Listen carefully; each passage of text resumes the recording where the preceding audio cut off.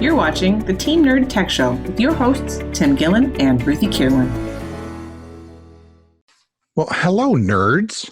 Tim Gillen here, Terrapin Networks, Traverse City, Michigan, welcoming you once again to another edition of the Team Nerd Tech Show, your weekly tech digest focusing on small business, small companies, all things tech that relate to us in small business. And I'm joined this week and every week by my co-host, my daughter, in Queens, New York. I'm in Traverse City, Michigan. She's in Queens, New York, Ruthie Kerwin. Hi, Ruthie. Hello, Tim. How are you this week? I'm good, thanks. Good. Very good.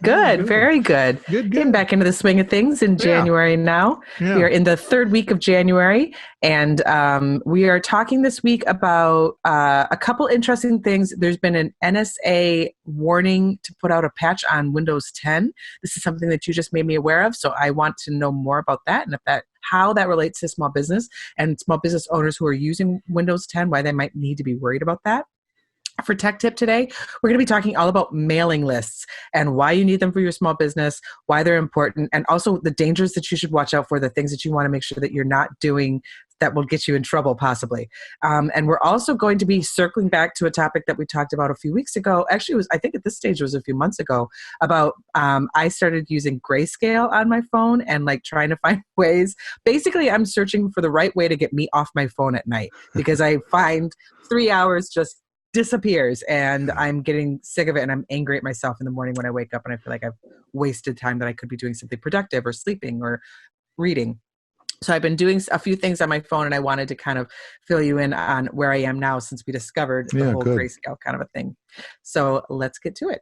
All right, welcome back to the Team Nerd Tech Show with your host, Tim Gillen. I am Ruthie Kierwood. We're going to be popping in now to talk about our tech news segment this week, which is all about the NSA warning about patching Windows 10. Did I say that correctly? What we're worried about here? You did, and it's kind of a new thing. So this month, January of 2020, Patch Tuesday, which is the second Tuesday of every month, is when Microsoft puts its patches out for its operating systems, both security patches and feature patches, both, but primarily security. And improvements and so forth. And they do it every month on the second Tuesday.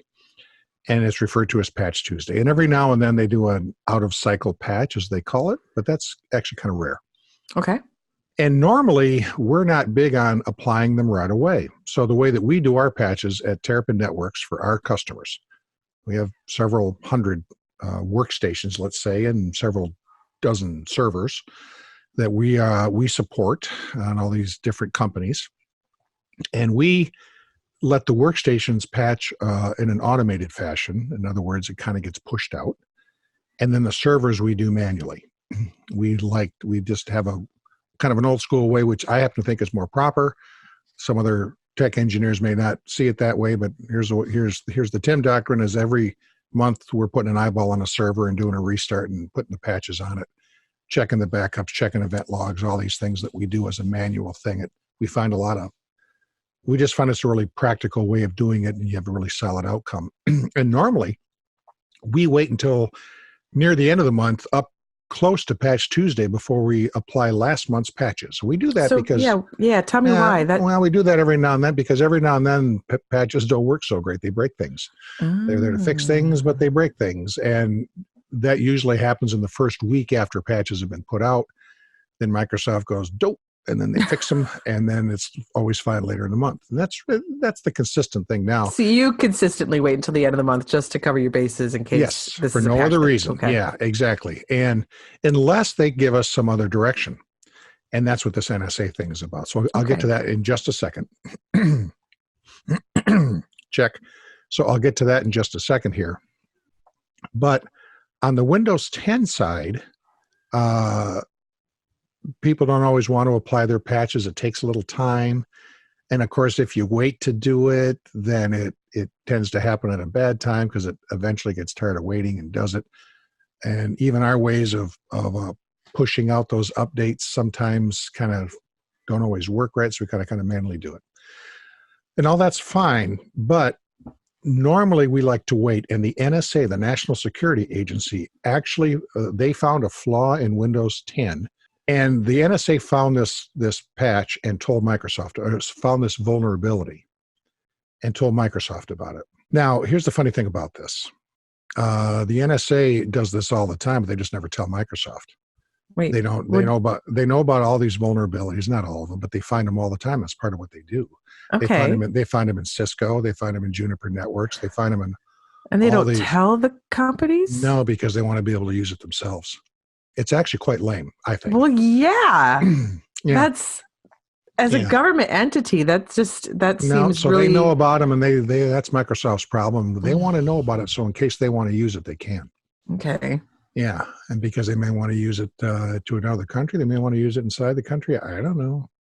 It's the NSA. They're wonderful people, but they're So why did they spies. decide to tell Windows about this one? They thought they're saying they're going to change their paradigm a little bit and start letting this stuff out because they've now gotten to become nice people. Thanks, NSA. Thanks, NSA. If you're running Windows 10 at any level, laptop, desktop, at home, at work, go into the settings little gear there down in the lower left and click on the logo that pops up the start menu. And right above the first thing is the little gear that's your settings. Mm-hmm. Go over to update and recovery and tell it to check updates, and whatever it tells you to apply there, apply. Okay. And that's a smart way of doing this right now. This one's worth doing. It doesn't seem to break anything. It seems clean that way.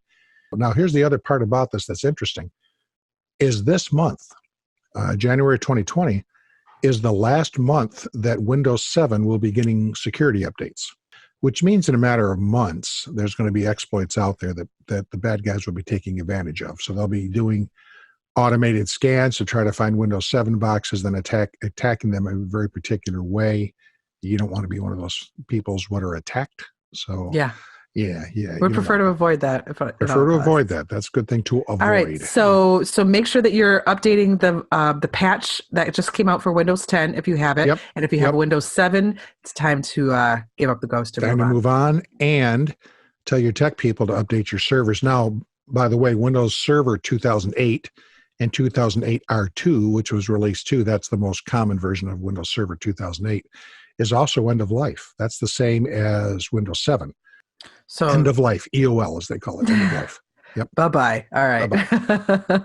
Welcome back to the Team Nerd Tech Show with your host, Tim Gillen. I am Ruthie Kierwood. We're going to move in now to our tech tip. And this is where we normally share something very actionable for your business, something that you can actually listen to today and then move on with and apply to your business and start seeing results quickly.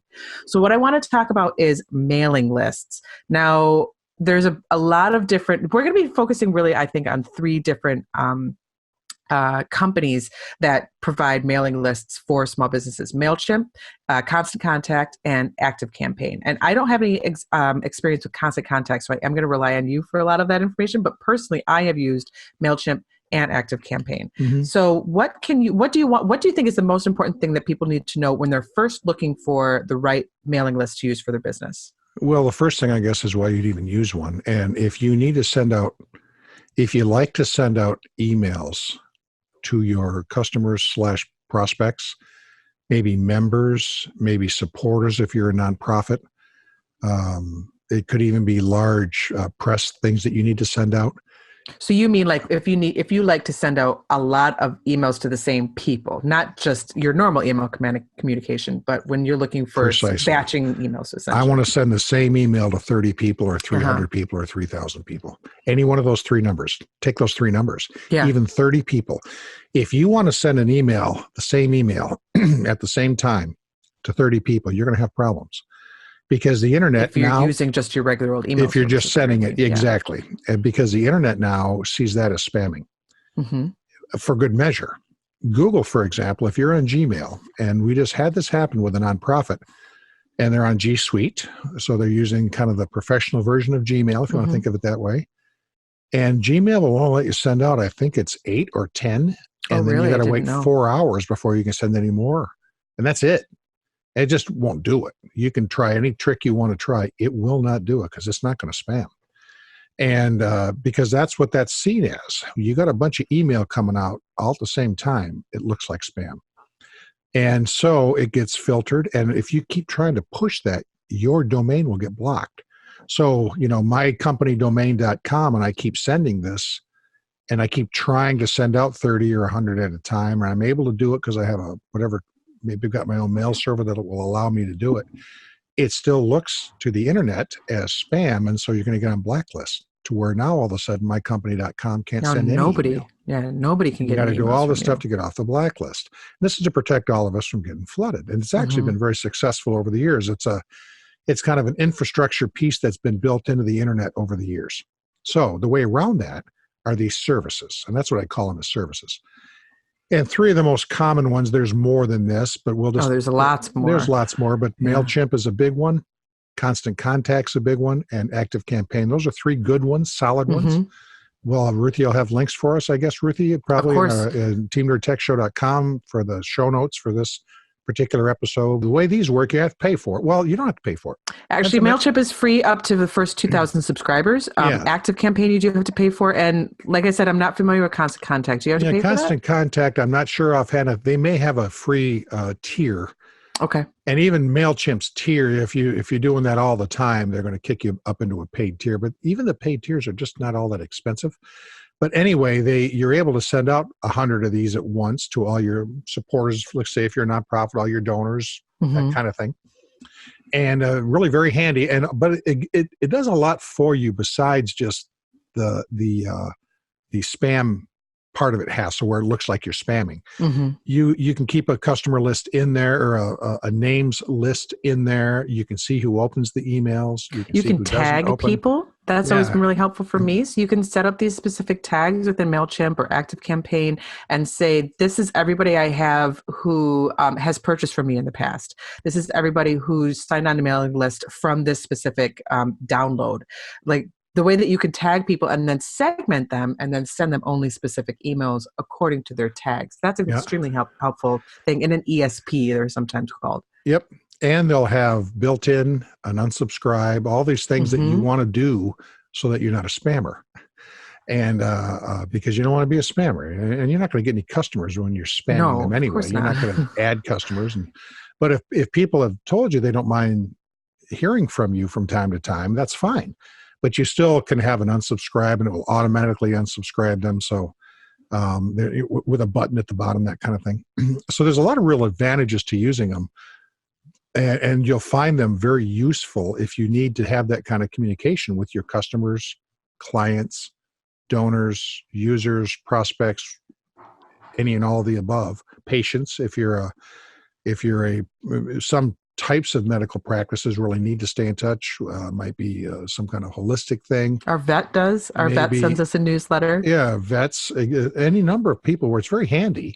Schools and churches. I mean, any number of things make very valid use of this. It's not like everything that shows up in your inbox that's not from your best friend is spam. It's not like that at all. But we just want to have some control over it. And so that's what these do.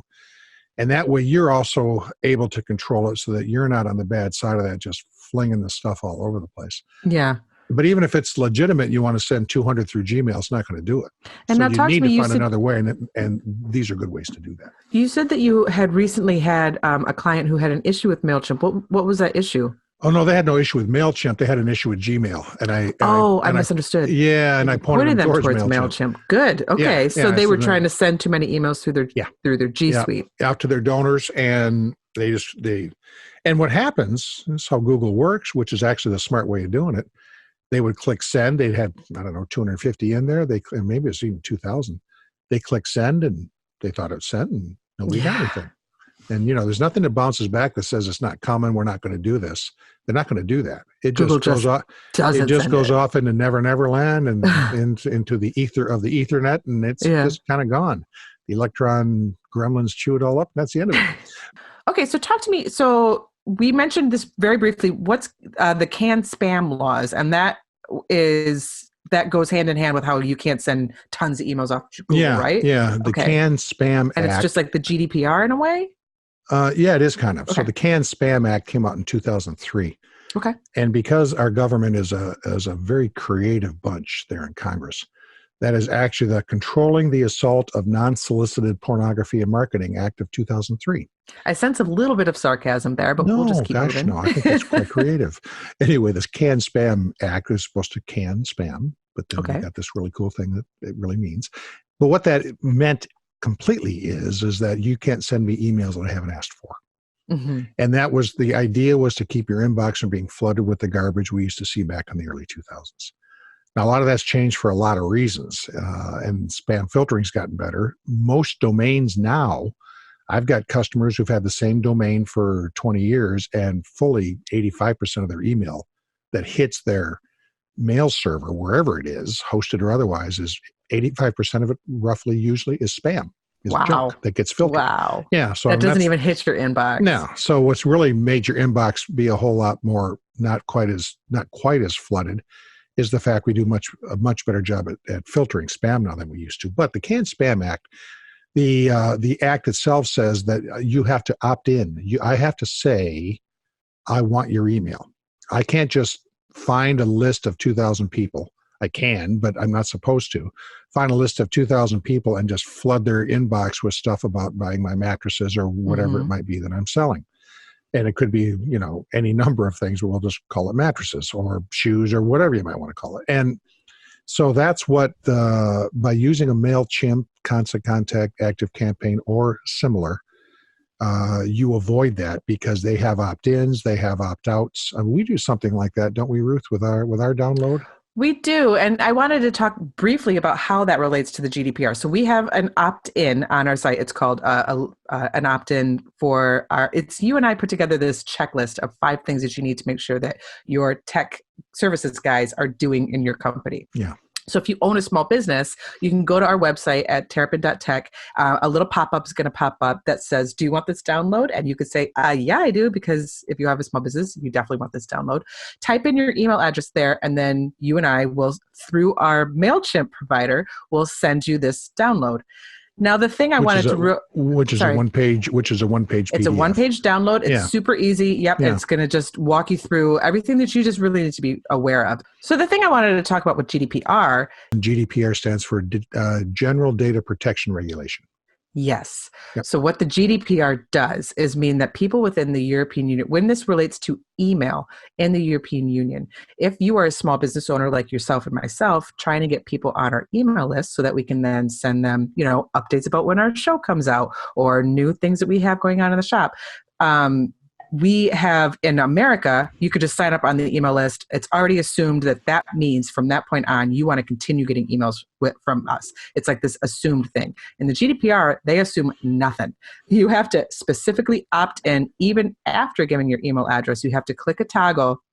If you're coming from an European IP address, you click a toggle that says, I also want to continue receiving emails from you. So not only do I want the 5 things download, but I want to continue receiving emails from you. So that means if you come to terrapin.tech from a European IP address, you're going to see a toggle that says, I want to continue receiving emails from you. It's not just going to be assumed the way it is in America. If you come to terrapin.tech and you sign up for a pop-in from an American IP address, you're not going to see that toggle. Right, and that's why it's really important to have a well-regarded functioning ESP, email service provider like MailChimp or like Active Campaign, because they are going to have that code within your pop-up thing that comes up on the website.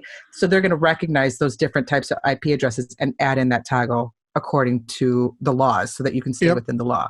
And we talk about here at the Team Nerd Tech Show often, we talk about stuff that is best practice.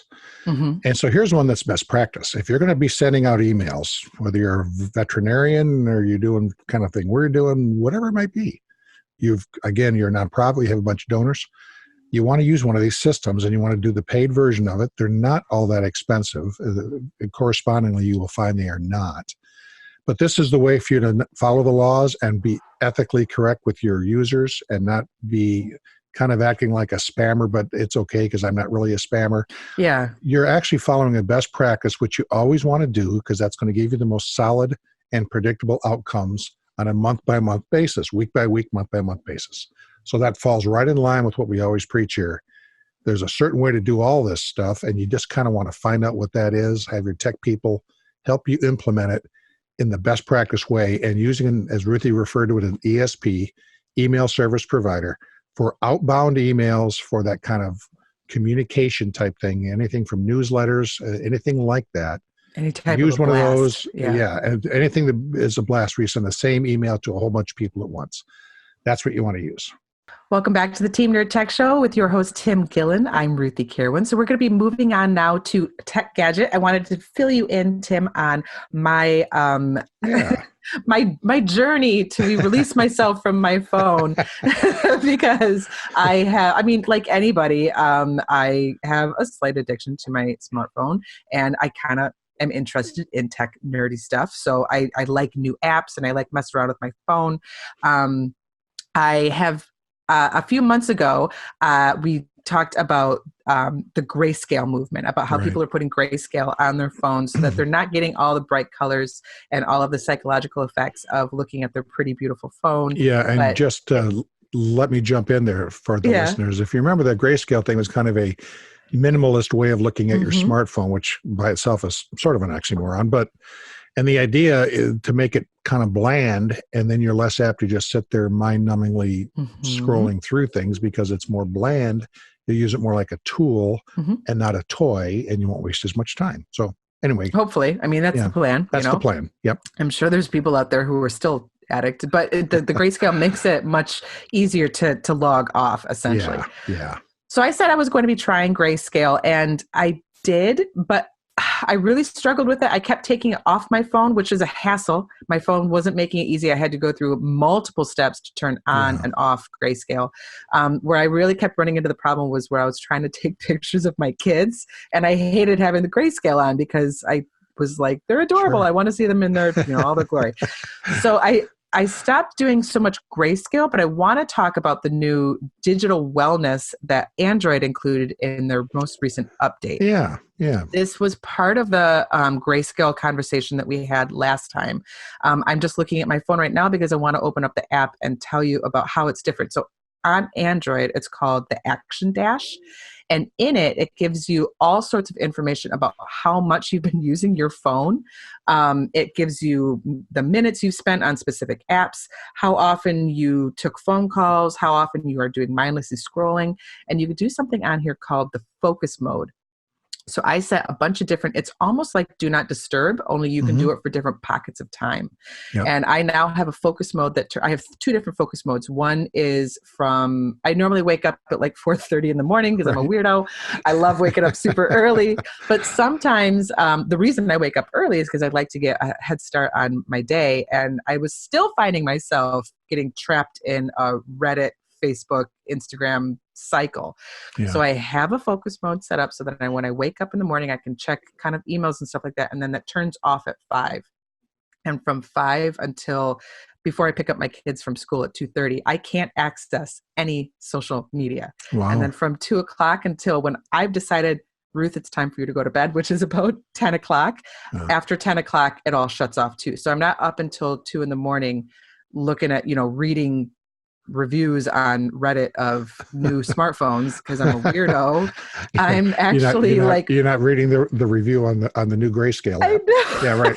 I'm that bad, man. I really am. Yeah. So now I can actually, watch Schitt's Creek on Netflix. Be productive. I'm joking, but it does kind of it brings me back more. So this Action Dash.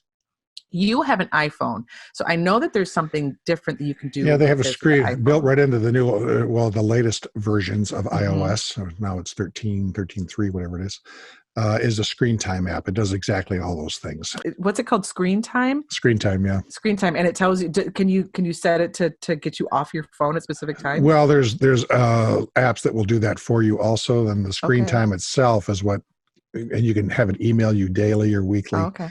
Will tell you how much time you've done mindless, dopey things so that you can maybe start getting a grip on it. Yeah. Okay. And have you been using that? Do you think that would be something? Yeah. You don't be so incredulous. Heck no, I don't use it. What better way to waste time? No, actually, I haven't used mindless scrolling. And all I end up doing is whenever I turn something like that on, I just kind of turn it off and then say I'll try it again tomorrow. So, I mean, we can all be that's a realistic way to approach it. Right, because right. frankly, being super disciplined with your phone, I think, is kind of impossible, especially in this day and age. And that brings us back to talking about it as a tool. It is a tool, but it's a tool for so much more than just my work life, than just email Oh, or yeah. anything like that. It really it's a tool is. for staying in touch with family. It's a tool for taking pictures of my kids doing weird stuff. It's a tool for a million different things. And I just struggle finding that balance between Yeah. appreciating it as a tool and Oh, and I use wasting it 3 hours. and most of us do. I watch my TV off my phone as much because it's usually sporting events anyway. Okay. YouTube TV or Hulu, whatever it might be, and Netflix and Amazon Prime Video and all sorts of things that are no different than giving yourself a half an hour in front of the TV or Yeah, an of hour or two in course. front of the TV. I have trimmed down some of my, I spend a fair amount of time on Twitter personally, Mhm. mostly following tech sites and tech writers. But I use Feedly. It's a little bit easier for me to filter that just the way to get only the stuff in my feed, if you will, Okay. that's appropriate for me. And in my case, it's technology and sports and outdoor sports, hunting and hiking and that kind of thing. And that's it. I just don't. I scrupulously, when other things might pop up, I don't want to see that anymore, and I remove it. And So I feel like Twitter, I you're block good it. in that way, that you can already, without using an app, you can kind of tailor your experience on your phone to be strictly what you want and I what have you need. scrupulously done that, frankly. Yeah, and I do it on social media too, for what it's worth. Yeah. And Facebook, I don't go on Facebook very much. I post almost none because Mhm. I don't like Facebook doing the same thing that Google does. But I do follow some of my interest in Facebook, so I can scroll through my feed and I might see something interesting in technology. But I just I don't get much of it there anymore. I tend to get that right while it's happening in Twitter or Yeah. through something like a Feedly or Flipboard.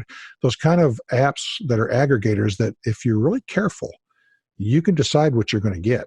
And you have to take a little, it's like most things in software, you got to take some time to save some time. So I will take the time to scrupulously keep that clean, that it's only so I'm not getting, I don't know much about the Royals and Megxit or whatever they're calling that. See, and you're so Yeah. much better than me, because I'm too like squirrel when it comes to social media. So Yeah, no, I just can't do I it. should be Yeah. I should be better about tailoring it down and keeping it stripped of all the stuff that I need, but I can't. So therefore, I've been using this Action Dash, which, if you have an Android, I do recommend it. If you have an iPhone, like Tim said, there's a lot of different types of apps that you can use. And screen kind of time, curb which screen is part time, of, yeah.